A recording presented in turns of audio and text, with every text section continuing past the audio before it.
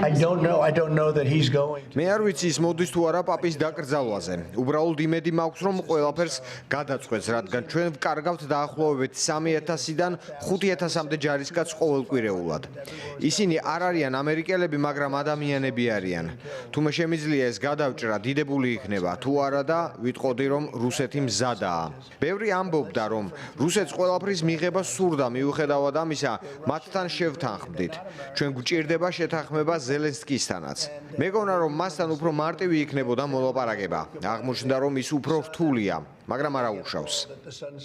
Это полностью корреспондирует с нашим пониманием. ეს სრულად ესადაგება ჩვენს გაგებას და იმას, რაზეც ამდენი ხანია ვსაუბრობთ. რა შემიძლია ამაზე მეტი გითხრათ? ჩვენ არ შეგვიძლია და არც სურს კომენტარი გავაკეთოთ გაჟონილ ინფორმაციაზე, სავარაუდო გეგმის, სავარაუდო დეტალებთან დაკავშირებით. ვართ მობილიზებული დარეგულირების პროცესზე და ვაფასებთ ამ მხრივ ამერიკელების ძალისხმევას. ვაგრძელებთ მათთან მუშაობას მშვიდობის მისაღწევად, საკუთარი ქვეყნის ინტერესების გათვალისწინებით. ჩვენ თავს დაგვესხნენ, მოახდინეს ჩვენი ტერიტორიების ოკუპაცია. ათობით ათასი ადამიანი მოგვიკლეს, ბავშვები და მოზარდები ცოცხლად დამარხეს.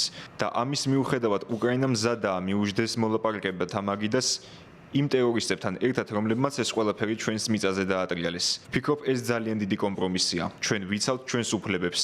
რუსეთი კი ახორციელებს ზეწოლას ჩვენს ხალხზე, თავად ამერიკაზე. სწორედ ამას ვუკავშირებ დღევანდელ დარტყმებს. ლონდონში გუშინდელ შეხვედრაზე ამერიკელ, დიდ ბრიტანელ, ფრანგ და გერმანელ კოლეგებთან ერთად შედგა საუბარი. ამერიკის შეერთებული შტატების შეთავაზებასთან ერთად ახალ მაგიდაზე გაჩნდა სხვა დოკუმენტიც. ვფიქრობ, ის უკვე დონალდ ტრამპის კაბინეტშია. ვერ გახდება ვერც ერთი დოკუმენტის ნაწილი ის, რაც ჩვენს კონსტიტუციას ეწინააღმდეგება.